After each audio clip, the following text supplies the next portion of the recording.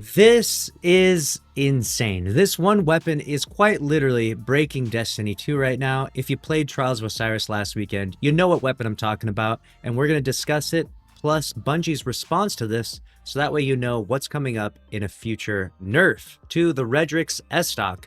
This is a new pulse rifle that arrived with Episode Heresy, and obviously you get it from doing comp. After you do your 7 completion games, you'll get your rank, and after that you can do 3 games on all 3 characters. Win or lose, you'll get a randomized roll of it, but the first roll you get is actually pretty spicy and pretty good, and a lot of people seem to be using that. In fact, they're using it so much so that last weekend in Trials, you can see the stats here, Redrix S-Stock was responsible for 17% of all weapon kills.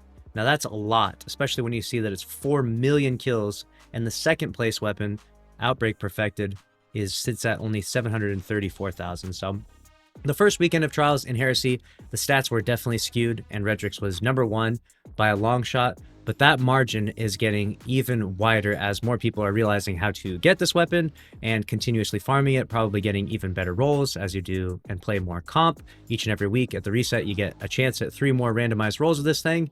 And so now this is where we're at, right?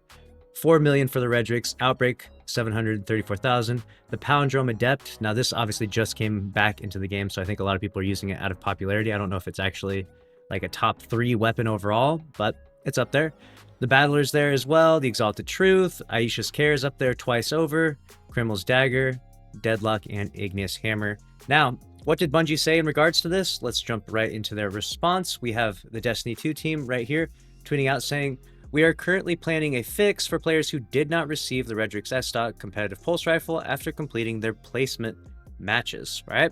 So after you complete your 7 matches, some people weren't getting the pulse rifle if they had never played comp before. It was giving them a different weapon or nothing at all, I believe. And so definitely bugged and frustrating for a lot of people out there, because they're like, this is like the #1 best weapon in the game and I can't even get it, and I'm getting ran over it by it, right? Now imagine if it wasn't bugged though. Can you imagine how many kills they would have, right? Right now it has 4 million last weekend Trials. It'd probably have like 6 million if it wasn't bugged. But that sucks for those that it's bugged for. Bungie is going to fix that. They said, "We understand that this weapon shipped a little hot in the Crucible, so the following changes are going to be planned for Act 2. So we're in Act 2 next week, so be prepared for these changes to go live. They're going to tune sword logic damage against PvP players, so that should do a little bit less damage on that second kill. And then we will be adding this perk to more weapons in the future and need it to be in line with the other damage perk options in the PvP sandbox. This will not affect the PvP efficacy, so sword logic will remain a pretty solid perk in PvE. I don't use it on too many weapons, but it's an okay perk, and it will be getting a nerf in PvP, which is pretty fair because the Redrix with this perk is a little bit OP, but honestly the Redrix even without this perk is still really good. They're also going to be reducing the handling stat on Redrix S-Stock, which, you know, it's good that they're nerfing the handling a little bit, but I really feel like the core element to its problem is that it's just ridiculously stable. It's like a laser gun no matter what roll you have on it.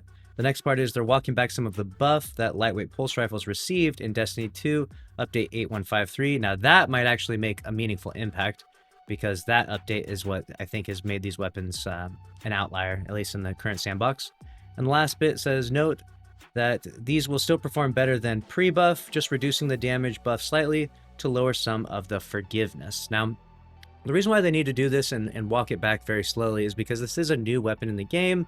For those that actually wanted to play comp or play in PvP, you know, you just got this new thing, so they obviously don't mind allowing it to be pretty good for at least a period of time, right?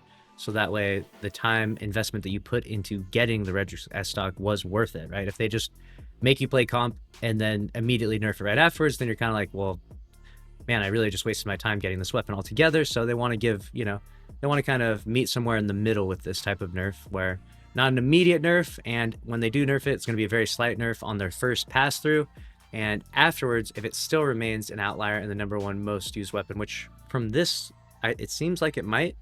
If it does, then they're going to do a second pass through, so be mindful of that. That's how they do things. That's just what Bungie does in their terms of the way they nerf things.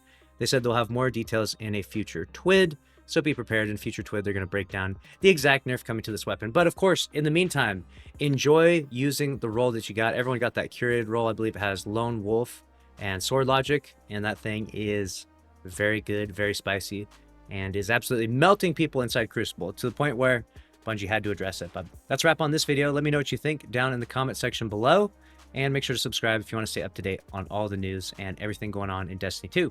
I'll see you in the next one. Thanks for watching. Later.